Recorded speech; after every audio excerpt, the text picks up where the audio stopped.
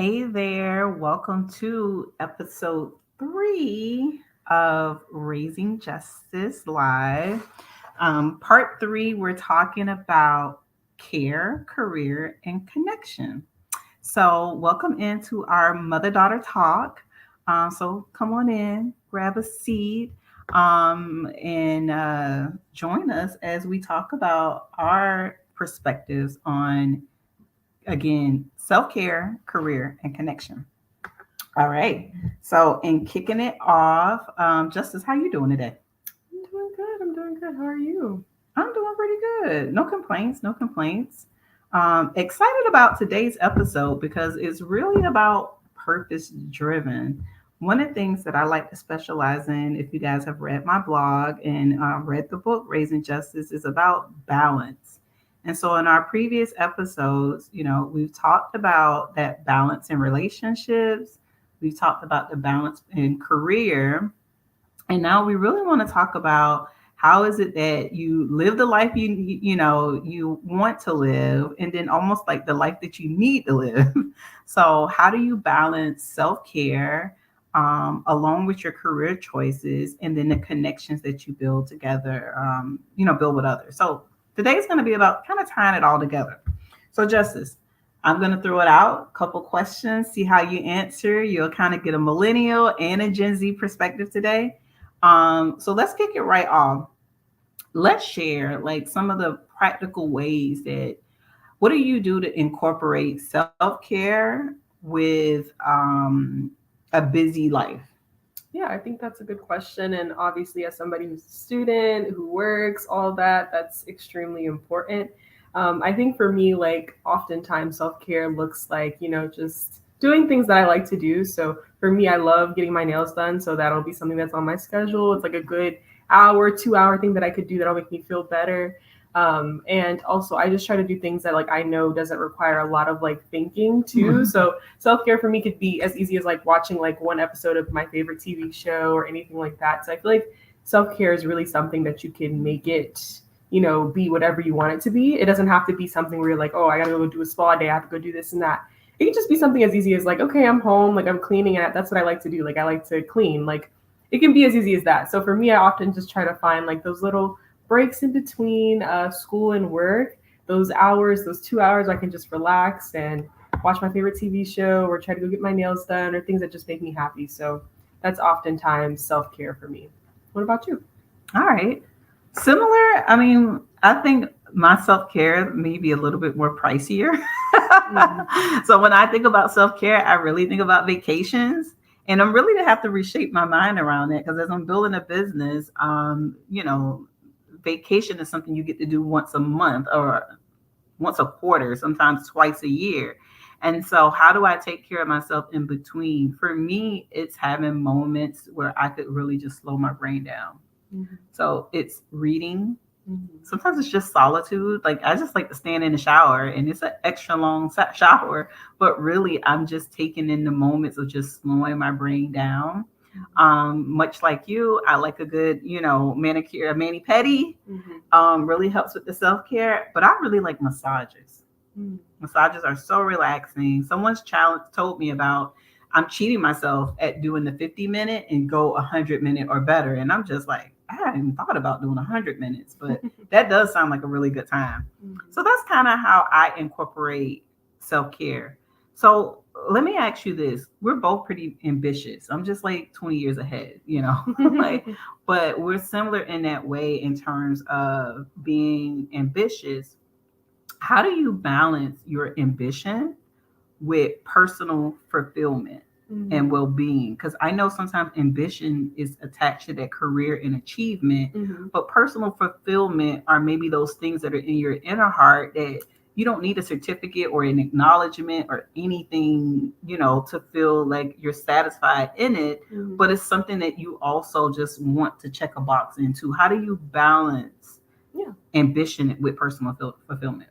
Yeah, honestly, I don't know. I feel like this is an interesting question because sometimes my ambition is my personal fulfillment. Like, Okay, when they're aligned, it's yeah, easier. for me, oftentimes they are aligned. Like for me, a Okay. lot of the goals that I do set happen to do with my ambition, but like there's certain personal things that like my ambition helps me achieve. Like I feel like they both go really hand in hand. Okay. Like my ambition to want to like get degrees, want to have a great job, like that helps me achieve like my dream of traveling the world and wanting to do like things that I just want to do. And I think sometimes you just have to be able to use both of them. But it's easy to balance them when they're very similar. But when they're not similar, it's just about having that focus on certain things, you know, whether they're tangible, whether they're not tangible.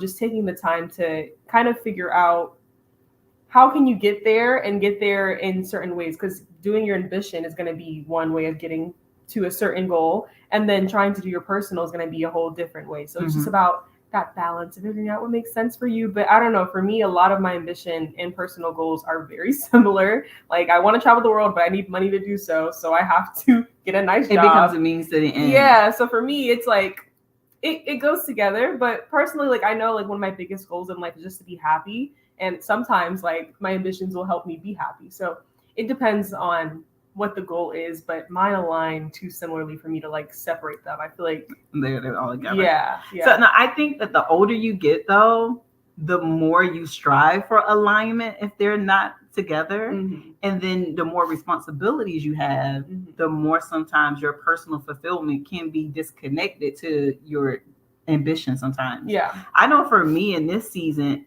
has been about aligning my ambition and my career goals with the things that personally fulfill me. But there was a time where they weren't in alignment. Yeah. I had ambition and I had a career that supported my responsibilities. Like it supported our lifestyle and the things that I needed to do. And there was some fulfillment in it, but it wasn't 100% fulfillment because there were other boxes I wasn't able to check because of, having to maintain those responsibilities. That's fair. And so I think it's a privilege, when your personal fulfillment and career goals are aligned. A lot of us sometimes go through seasons or phases where that's not so. Yeah, no, and fair. So we have to figure out how to balance. And for me, I think it's about balancing short-term satisfaction and long-term satisfaction. Yeah. So is this something that's just a season that you have to endure temporarily in order to get to the other side of it? Is it something that is going to matter in the grand scheme of life once you zoom out and look at the total picture? How much significance would this have? And I think those are the type of mental processes I go through when I'm trying to find balance. Like, how much does this really matter? Will it make me happy for a short time, but long term is going to be good for me? And so I kind of use that to help me balance my my decision making on personal ambition or personal fulfillment. So another question I have for you is, how do you build or maintain meaningful connections? I know the other day we were having a conversation, and sometimes we talk about the frustration of being the person that always checks on other people. And I'm like, okay, you get that from me. I have similar personality. I am that friend that checks in on my other friends. People don't necessarily call me that often to check on me, or like I can be going through something and nobody even notices. But for some reason, like God lays people on my heart and my spirit, even if I don't talk to them for a long time and everything, and I'll just pick up the phone and call them, or I check on them quarterly or monthly. And, I'm asking about how everything goes with them. And sometimes, it can be a lot when it's not reciprocated. And so we talked about that being our personality. And I'm like, okay, Justice, that's kind of how we are built. So we have to kind of own that it's our personality. What do you do to maintain connections with each other? And how does it feel to have the personality that you're the person that always reaches out? Yeah, I mean, I think building meaningful connections is not as hard as people make it seem. Like I think it requires time, of course.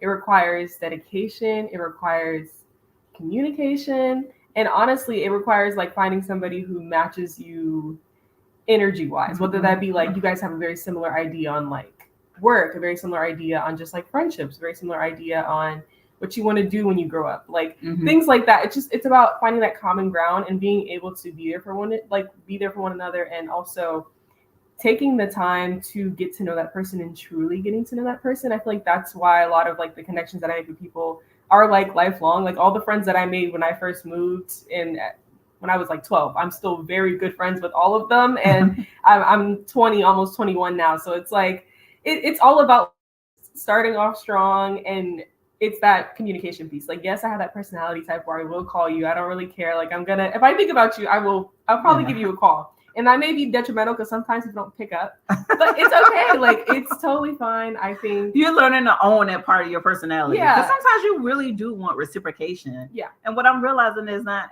everybody's capable of doing what we do, or they're not wired that way. Yeah. And so we can't quite put that responsibility on everyone to be wired that way. Yeah, and every friendship is different. That's what I'm also realizing as I'm getting older. Like my best friend, like I can call, text her all the day, every day, and it'll be fine because like we're very similar in that personality type. But I have another best friend who it's like if I call or text her, she's not gonna get back to me until the next 3 months. So it's like I have to be used to and okay with her just like having her own type of timing and getting back to me when she feels like she wants to get back to me.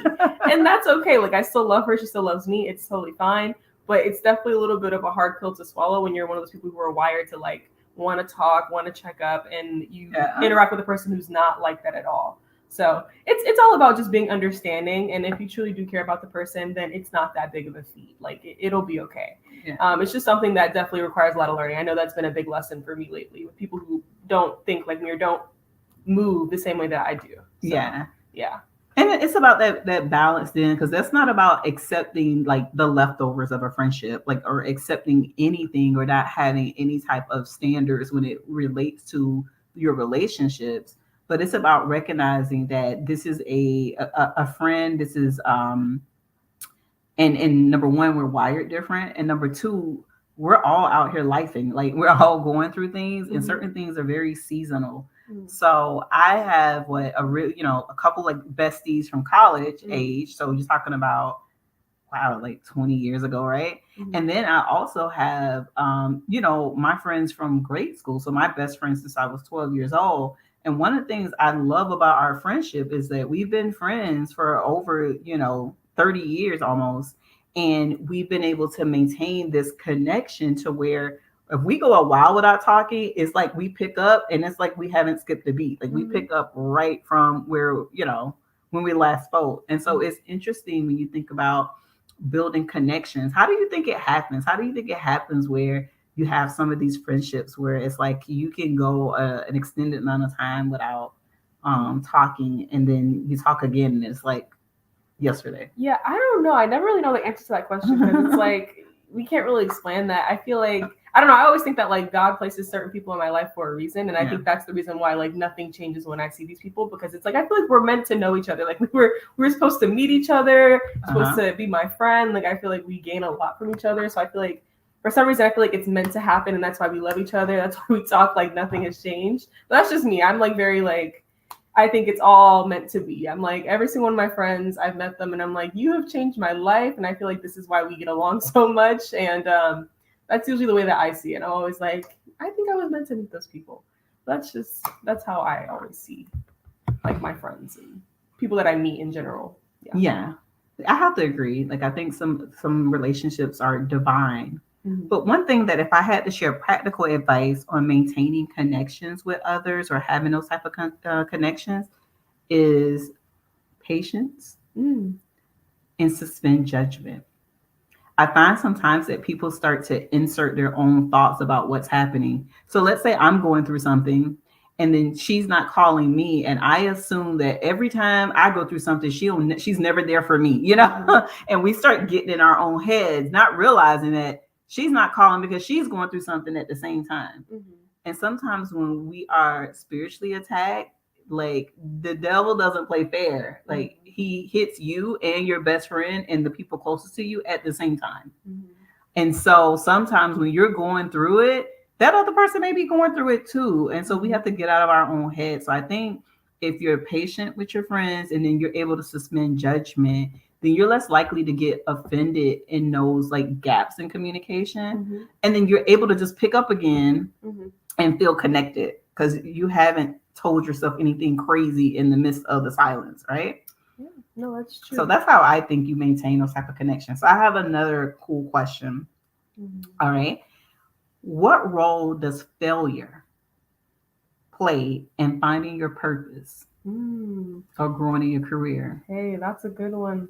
Let's just say there may be a perception out here that all you do is win. no. That all you do is win. That you don't know any type of heartache, headache, failure. Like it just all falls in place. You graduated high school and associate's degree at 17. You got a scholarship. You completed college by 19. You got your boyfriends at 16. Like it just all falls in place. No. I mean, it doesn't happen like that, right? It doesn't all fall in place. It may sound awesome. I think my successes are huge, but there's also huge failures that have happened in my life that, we can't even begin to describe. Yeah. But I think that's actually a really good question because I feel like failures play such a huge part in me and my journey. And I feel like it's taught me so much. And every single failure that I've had has taught me and done better and worked out for me at the end, I guess. But there was times definitely in my life where I thought like my life was going to end, like everything was over with. Like there's been multiple times where I've done something or I haven't succeeded in something that I really, really, really, really, really wanted to succeed in. And it did not work out for me. And if anything, those situations taught me that like not everything can go my way. Not everything is going to work out for me as much as I would like it to. And that's okay. I think that's what that's taught me. It's okay. It's okay to fail. And honestly, I think that's the hugest or the biggest lesson that I've learned. Because I think one of the biggest fears that I used to have was failing. Yeah. And then I failed so much to the point where it was like, okay, like clearly not everything's going to go well. Gen Z is so dramatic. Gen Z is so dramatic. Y'all think everything is like whatever. You're like, I fell so much. You didn't fail that much. I feel enough to know. You know what it feels like. You got a taste of it. Yes. Yeah, you didn't do so good on a test, or you didn't get the grades you wanted. I didn't get the job that I wanted. It's okay. Like it's fine. And I realized that like life will continue to go on. And I didn't think that prior to those situations happening. Like I would boohoo cry, like I would go through it. I would be mentally like crazy. But it's okay. I feel like that's helped me find my purpose. And honestly, I feel like you said this. What is your quote? It's like something is redirection. Rejection is yes. I feel like that also helps in because a lot of the times that I have failed at something, it was me getting rejected or me not making it to do something, and I would always think, oh my god, like I should have been, and maybe that just wasn't for me. Maybe that wasn't the path that I was supposed to go on. So that's and I say rejection sometimes is protection. Yeah. And so, I'm happy you caught that lesson because I think there are going to be plenty more times in life where things don't go particularly the way that you want. And you have to rest and trust in the fact that it isn't to hurt you or harm you, but it's really redirecting you or protecting you and keeping you aligned with your purpose and where you're going. So, I like that. Now, as a person who has experienced failures, some on the big stage, I would say for me, what it's taught me is just resiliency. Like I'm a person that I will bend, but I don't break. I posted something the other day about, remember that time you thought you couldn't do it? And then you did do it? Like keep that energy all week. Like, and I mean that, like that time that you thought you couldn't do it, or the times that I thought I couldn't make it when I was 19 and thinking my life is over now that I've gotten pregnant, what is to come of me? I never would have imagined that I would be in a position that I was in to where the success that I would experience, the awards that I will win for leadership, the careers that I would help cultivate, the people that I'll be able to promote. But if I got stuck in that moment at 19 years old and decided that my life was over, then it would have been over. And so I think, failure really helps teach you how strong you are. And really, if you can change your mindset to it being a lesson, like I often say to others too, I don't lose, I learn. So in a moment where it may seem like a loss to someone, I see it as an opportunity or a learning experience. So I don't know. I've learned a lot through things not going the way that I thought they should. They should go. All right. So I think I want to get one other question in. Okay. What advice do you have for others, to the people watching, on setting boundaries Mm. in your career and personal life to protect your energy and mental health? Yeah, no, that's a great one. I feel like that often happens, especially like Gen Z. You're starting to get into the workforce. You're starting to establish who you are, and it's really important that you make sure that you are not walked all over. Like you're new. That's naturally going to happen, but you have to make sure that there is like a line.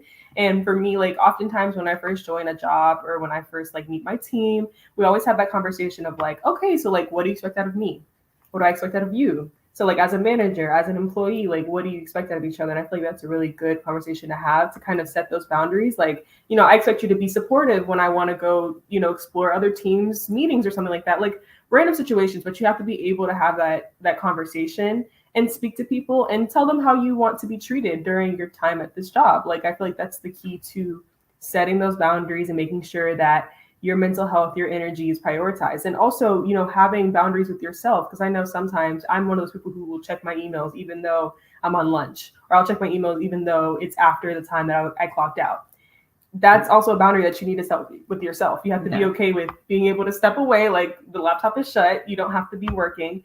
You have to be okay with that, like that as well. And I feel like that's something that maybe, affecting the Gen Z as well. You may not be able to clock out fully, and just people in general. I feel like now that things become more online, you're more apt to look at your emails and whatnot. And in general, you have to try to protect your peace and give boundaries on yourself, like not just your manager too. Like you could be treating yourself just as poorly as somebody else could. So prioritizing yourself as well could be very I like that you took it there, because that's exactly where I was going to take it, is start with how do you speak to yourself, or what boundaries that you have that you can control. Are you setting those in place? Same thing. Are you checking your phone when you don't have to? Are you up, pretty much lording over yourself and making yourself do things? So I think start there. You want to set good boundaries with work or with your personal connections in life. Start with what type of boundaries do you role model to others? And that's always a good start. And then I like what you said about having a conversation, because I would say definitely direct communication is better. I usually have a Doris disclaimer. So when I work with people, I even do it as a facilitator. When I kick off a meeting, I let people know certain things about me. Like I'm very comfortable with silence. So if I ask a question and I'm expecting an answer, it becomes a standoff, because I will literally wait you out until you answer the question. And so I let people know that up front. So let's not sit here all day, because I'm patient enough to wait. But how do you kind of give a disclaimer about who you are and what you expect when you first interact with people? I think is good advice. All right. So I think we've covered a little bit about care. We've covered a little bit about career, and then connection. We never want to make these super long. We want you to get in, hear a little bit of our mother-daughter talks. This is actually the part 3. And so what you can look forward to is our live event. Please continue to submit questions. I already have a few, but please continue to submit questions in for us to answer live. And we're looking at interacting with you guys on Facebook and Instagram on October 6th for our live event. Our next event is next Sunday at 5 p.m. and I'm going to have a special guest. So anybody want to guess who may be here with me? And we will be having a mother-daughter discussion. So I think it's going to be really cool. So tune in the next couple of Sundays at 5 o'clock to catch more of our mother-daughter talks. If you haven't gotten your book yet, what are you waiting for? Like, what's the holdup here? Go to Amazon, put in Raising Justice. It's going to come up. Purchase your book. If you have your book already and you haven't written your review, what are you waiting for? Go and write your review. That helps to keep the book top of mind. And Amazon, it gets free marketing, all these other benefits. If you're looking for free ways to help, that's one. Write a review if you've read the book. You can also do that on my website. Thanks again so much for listening in to our Mother-Daughter series. We really, really appreciate you guys. Have a good day.